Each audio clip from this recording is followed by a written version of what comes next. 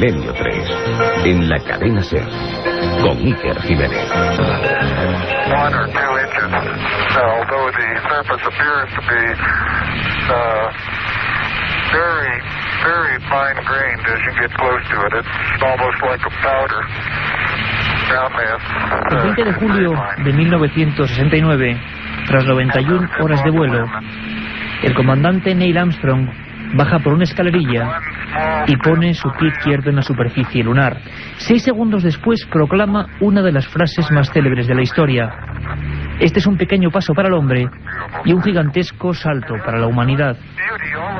Poco después, el comandante Edwin Aldrin desciende lentamente, coge unas rocas lunares y se aproxima a su compañero para decirle lo siguiente: aquí estamos los dos, en el lugar más remoto que nadie haya visitado, mientras nos observan el mayor número de personas que jamás haya contemplado algo. Ahora, 33 años después, 30 millones de norteamericanos aseguran que todo fue un fraude.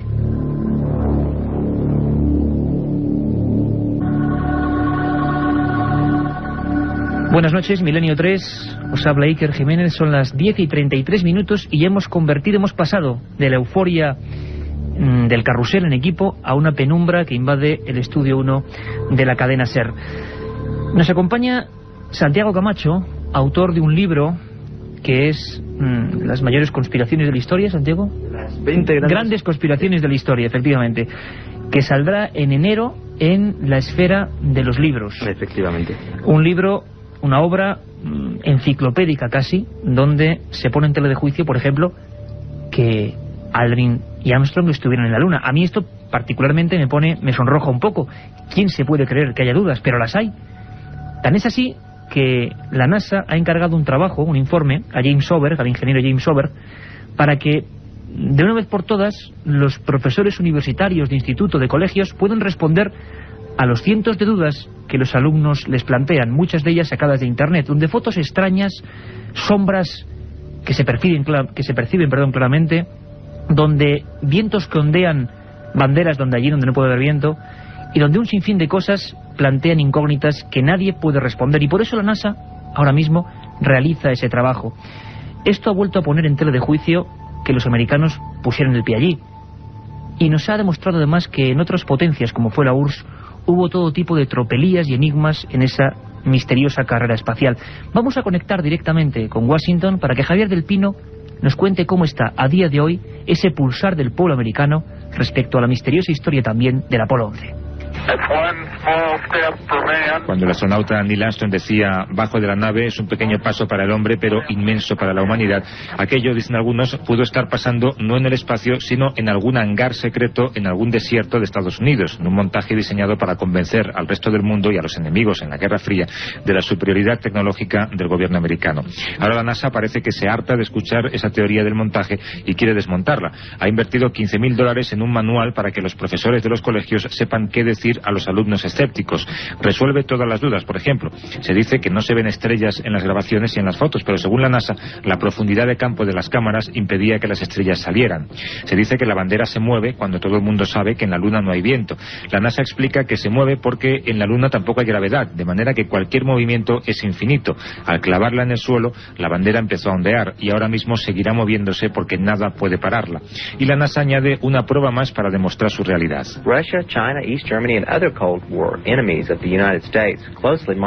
Rusia, China, Alemania del Este y otros enemigos de Estados Unidos durante la Guerra Fría seguían de cerca nuestras misiones a la Luna. Era muy fácil determinar si las señales de radio llegaban o no desde la Luna porque se podía comprobar en las conversaciones con la base que el retraso de la señal era proporcional a la distancia con la Luna.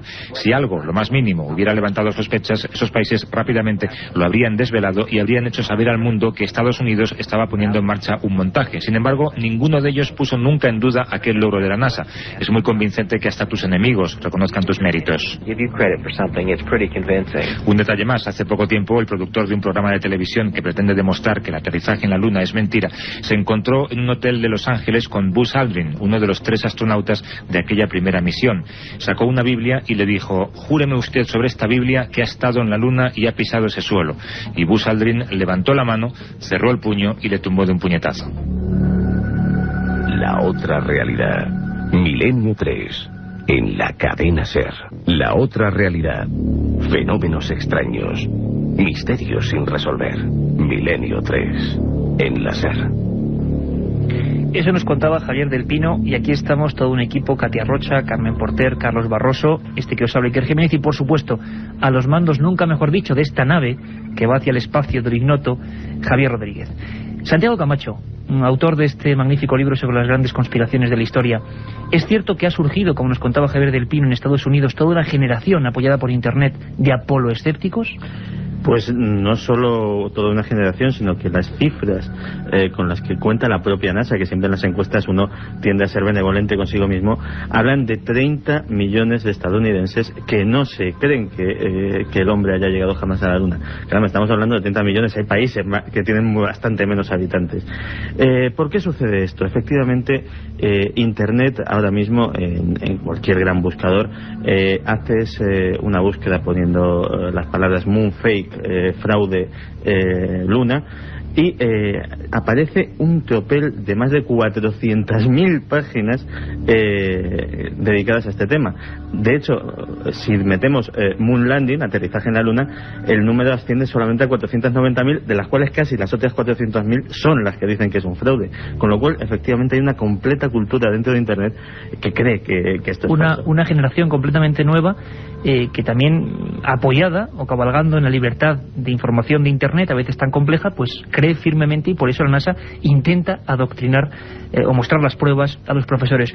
Milenio 3 ha hablado con una de las personas, quizá la que más puede saber de este asunto en España, desde el punto de vista oficial, y es que Luis Ruiz de Gopegui era ni más ni menos, en el año del alunizaje, el jefe de programas espaciales de la NASA en España y el director de seguimiento de naves tripuladas desde Fresnedillas, o sea, la persona clave de la NASA en España. Y nos contaba esto en torno a las personas que son apoloescépticas. Yo creo que discutir la llegada del hombre a la Luna es una cosa disparatada.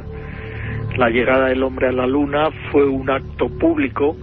Lo vieron no por la televisión, sino por una especie de radares que son los que siguen las naves espaciales. Uno de ellos estaba en Fresnedillas, donde estábamos todos nosotros, y esos radares detectan la posición, la velocidad, la aceleración, todo con respecto a la nave. Y no solamente los poseen la NASA, sino que los soviéticos también los tenían, y también seguían las naves americanas, como los americanos seguían las naves rusas. Aparte de esto, había otros radares de este tipo en Alemania, en Inglaterra, y por tanto todos aquellos instrumentos detectaron perfectamente que la nave Apolo 11, por ejemplo, entró en órbita de la Tierra y salió luego hacia la Luna, llegó a la Luna y al cabo de unas horas, de 22 horas, regresó hacia la Tierra. El que dice, basándose en un simple detalle de una sombra, que aquello fue falso, tendría primero que decir por qué en aquellos años los soviéticos, los ingleses, los alemanes o los que fueran no denunciaron que había sido falso. Y tendría que decir también, si la nave no fue a la Luna, ¿dónde estuvo? Porque si, como dicen, las escenas se rodaron en el desierto de Nevada, la nave se la hubiera visto dirigirse hacia el desierto de Nevada y no hacia la Luna. Nos hablaba el director de programas de la NASA en España, que casi emocionado recordaba aquel momento. Un momento que era muy complicado y muy concreto, en una guerra fría, brutal, en la que Estados Unidos y la extinta Unión Soviética se atenazaban del gaznate prácticamente. ¿Cómo en ese momento, Santiago? Era un momento en el que la propaganda lo era prácticamente todo. Se ha hablado muchas veces, por ejemplo, de por qué los rusos, si hubo un fraude, no lo denunciaron. De hecho, hay una cosa que nos ilustra la importancia de la propaganda, y es que los rusos hicieron sus propios fraudes. Antes de que Yuri Gagarin fuera puesto en órbita, y esto ya no es una especulación, esto es algo admitido oficialmente por la Academia de Ciencias Rusas, hubo 3 astronautas anteriores que fallecieron en sendos intentos. Y de los que nunca se habló. habló. Y de los que nunca se habló, lógicamente, porque la Unión Soviética tenía que dar al público la imagen de que su primer intento había sido su primer intento bueno. Hace muy poco también recibimos la noticia de que la propia Academia de Ciencias Rusas admitía que la historia de la perrita laica no había sido tan romántica como se nos había vendido, y que el pobre animal, en vez de estar semanas dando valiosos datos para la investigación espacial, murió apenas unas horitas después de... Según parece, Santi, de un infarto y encima asfixiada y al parecer muerta por el propio pánico que tenía en aquel primer Sputnik. Javier Gregory es el especialista en astronáutica de la cadena SER, autor del libro Astronautas, que precisamente sorteamos hoy 2 libros maravillosos. El primero que ha habido sobre este tema en España, de Editorial Martínez Roca. Sorteamos 2 ejemplares entre quienes nos escribáis a milenio3@cadenaser.com, milenio3@cadenaser.com. Y Gregory, como os digo, nos hablaba con una anécdota sencilla y clara de cómo estaba el asunto a nivel de guerra prácticamente, y lo importante que era llegar cuanto antes a la Luna. Hablamos de esto porque los que no creen que el hombre ha estado en la Luna se aprovechan de ese caldo de cultivo para decir que Estados Unidos tenía que llegar a toda costa. Vamos a escuchar a Javier Gregory. De hecho, los soviéticos intentaron hacer una jugarreta, ¿no? Unos días antes lanzaron una sonda espacial y de repente los americanos oyen voces desde una órbita cercana a la Luna y dicen, bueno, pues ya hemos perdido. La primera es, ya hemos perdido, estamos recibiendo voces, además por medidas telemétricas que vienen desde la Luna, no vienen desde Júpiter, vienen desde la Luna, vienen desde ese punto. Y ya están hablando en ruso y ya nos han ganado.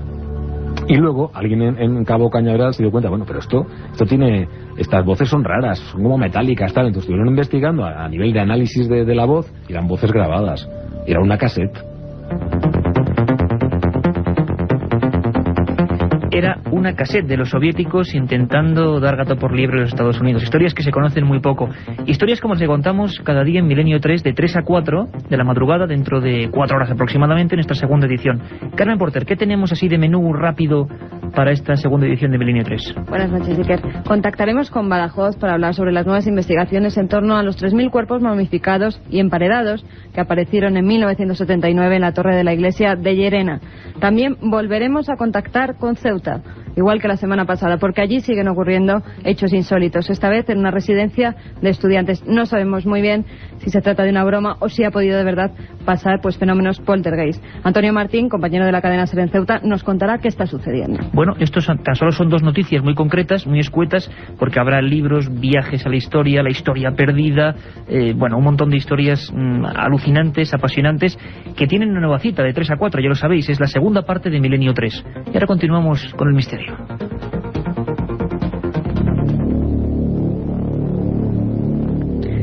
Hablamos de personas que niegan que el hombre haya puesto el pie en la Luna, y hablamos de un clima, de un caldo de cultivo realmente espectacular, una lucha interna entre soviéticos y americanos.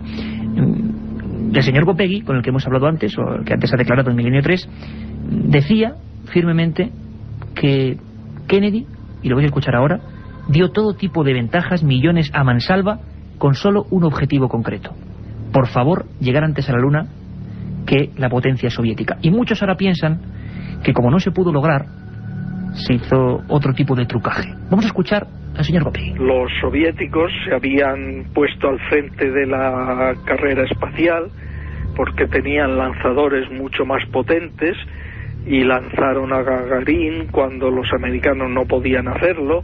Hicieron una serie de maniobras y de cosas que demostraron que su tecnología estaba muy avanzada.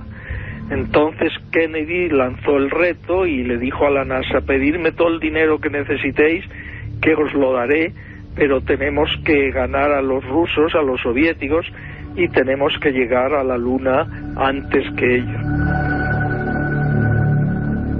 Era una carrera, de millones de kilómetros hacia nuestro satélite, y donde se jugaba Kennedy y los soviéticos muchas bazas. La propaganda, como decía Santiago Camacho. Nos lo decía Luis Ruiz de Gopegui, jefe de programas espaciales de la NASA en aquella época.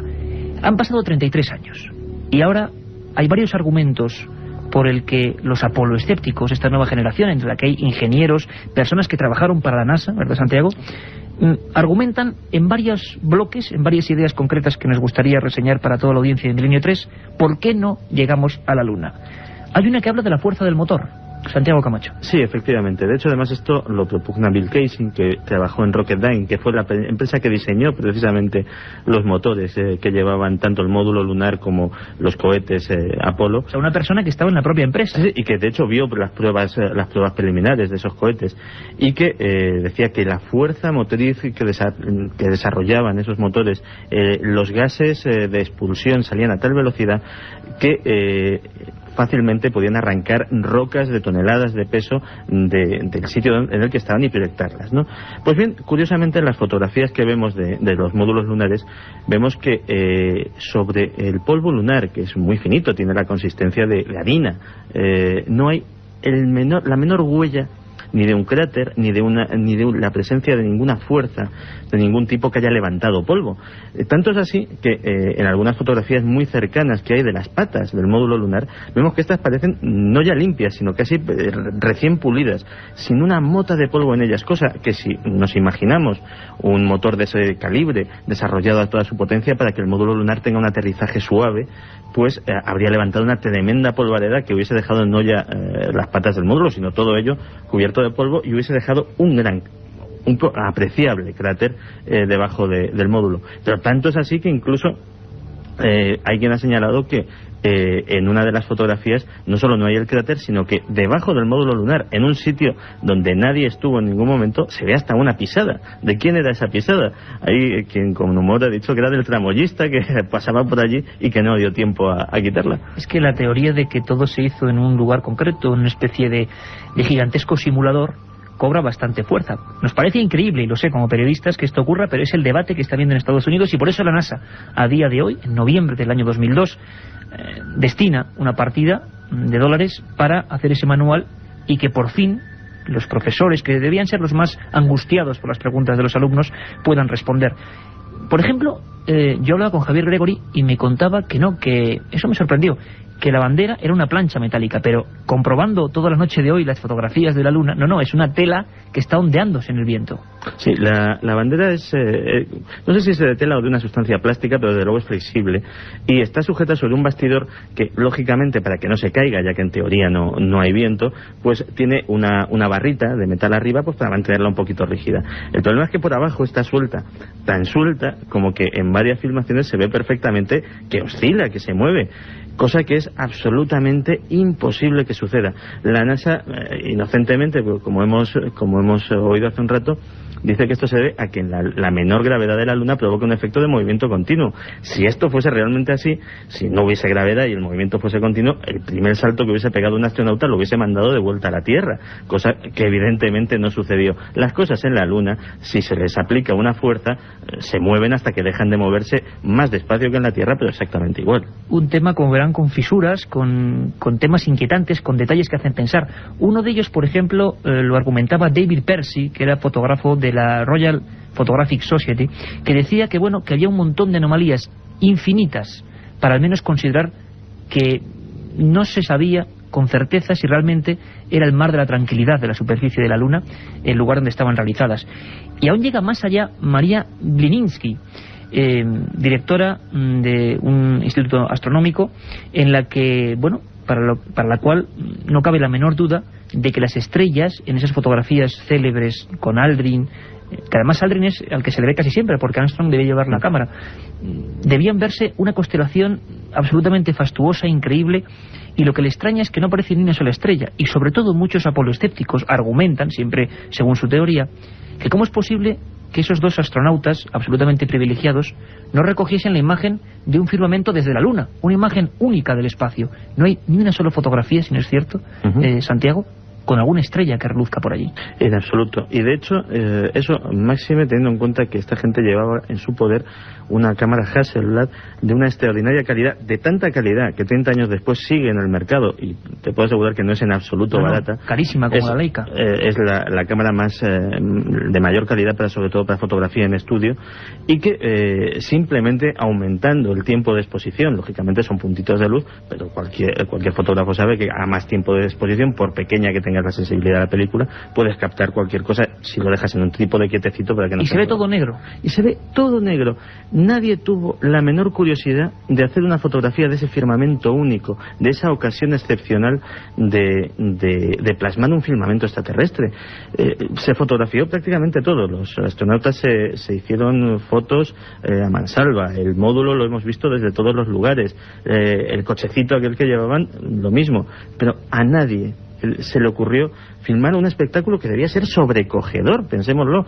Pensemos en esa noche que todos hemos pasado en algún sitio de montaña y hemos mirado extasiados un cielo repleto de estrellas. Ahora imaginemos eso multiplicado por 10, por 20.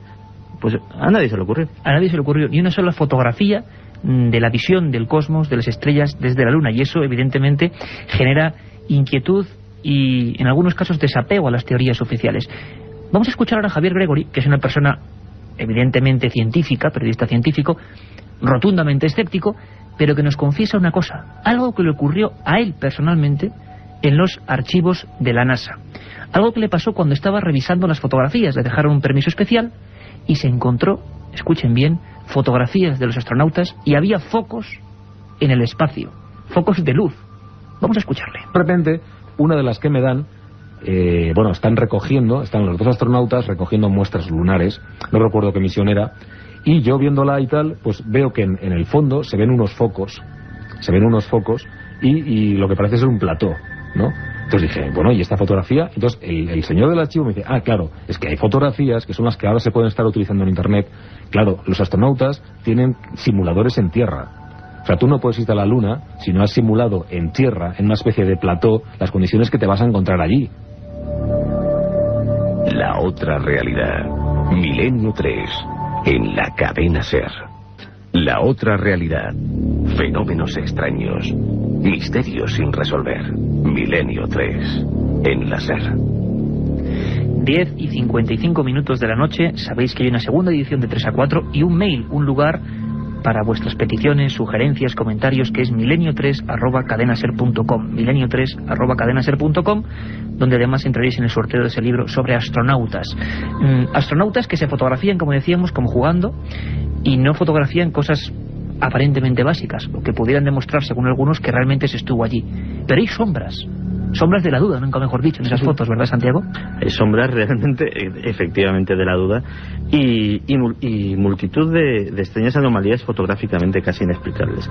Lo más curioso de esas sombras es que pensemos, por ejemplo, en una arboleda, en una arboleda de aquí, de la Tierra, de las que vemos todos los días iluminadas por el sol. Si nos fijamos en las sombras, vemos que todas las sombras, lógicamente, apuntan en la misma dirección, pues porque la luz se propaga en línea recta, el sol está muy lejos, y lógicamente pues todas las sombras tienen que ir en paralelo. Curiosamente, en las fotografías de la Luna hay sombras que no van en paralelo. De repente hay objetos muy cercanos entre sí, que de repente uno proyecta la sombra hacia un determinado sitio y otro proyecta su sombra pues a 10, 15, 30 grados incluso más desviada.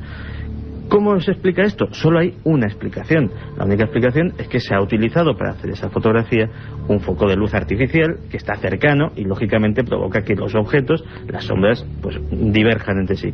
El problema es que no llevaron ni un solo foco para hacer las fotografías. El módulo lunar no estaba dotado de luz. O sea, todo eso está documentado por la propia NASA y por tanto esa anomalía de las sombras, por ejemplo, también ha quedado inexplicada. Nosotros, Santiago, en Milenio 3, como periodistas que somos, ni abogamos por una cosa ni por la otra. En todo caso seremos abogados del diablo casi siempre de todo. Pero la verdad es que los datos son sorprendentes. Javier Gregory se encontró con unas fotos de un simulador. Cuesta creer que haya un simulador en el que se simule la Luna, ¿no? En un momento en que era tan perentoria la necesidad de llegar, como hablábamos antes de las partidas presupuestarias de Kennedy, que se hicieron una simulación. Si es cierto, ese simulador, Santiago, ¿dónde está? Se ha abierto, se ha visto al público. Esas fotografías con focos. Que se sepa, no, pero curiosamente uno de los grandes investigadores de este tema, que es Winifred Severin, que es el que recibió el tortazo de Aldrin hace unos meses, en su último documental, ha descubierto en los propios archivos de la NASA una película descatalogada que precisamente muestra cómo se monta ese set, cómo se colocan los focos, cómo la gente por allí pues está trabajando, colocando las piedritas, echando polvo, y realmente ese set existe. Lo que pasa es que nadie hasta ahora había conocido de su existencia, y realmente lo que nos indica es que existía la posibilidad perfectamente de generar un decorado creíble, un decorado minucioso que reprodujese a la perfección un alunizaje en nuestro satélite. Bueno, uno de los grandes misterios, el tema da para muchísimo más, seguiremos hablando de él de 3 a 4. Santiago Camacho, mucha suerte con ese libro sobre las 20 grandes complicaciones de la historia, que haya muchísima suerte que la habrá, porque son temas apasionantes, y simplemente deciros que el 12 de abril del 2001, es el día del astronauta en la Unión Soviética, en Rusia hoy en día, y se, digamos, rinden honores a Yuri Gagarin, aquel primer hombre que, como decíamos, fue enviado a la órbita espacial. Ahora, en el 2001, el 12 de abril, ese mismo día, las agencias soviéticas, Pravda en concreto, el periódico cabecera del sistema de información ruso, decía que en 1957, 58 y 59 hubo 3 astronautas muertos, reventados por la descompresión. No sabemos ni quiénes son, ni nunca se ha hablado de ellos. También lo que antes comentaba Santiago Camacho, que la perrita Laika, que según los partes oficiales dio información concreta durante semanas de su estado, también murió de pánico a las 7 horas y de asfixia, de miedo por estar en aquella bola llamada Sputnik 1. Se desmantela la Unión Soviética y parece empieza una cuenta atrás de todos sus secretos. Para muchos, para los apoloescépticos, esta cuenta atrás va a comenzar dentro de poco para los propios Estados Unidos, y quizás un día sepamos, como está ocurriendo en Rusia, cosas que ignoramos por completo. Buenas noches. Liftoff. We have a liftoff. 32 minutes past the hour. Liftoff on Apollo 11. Roger, we got a roll from Tower clear. Roger, roll.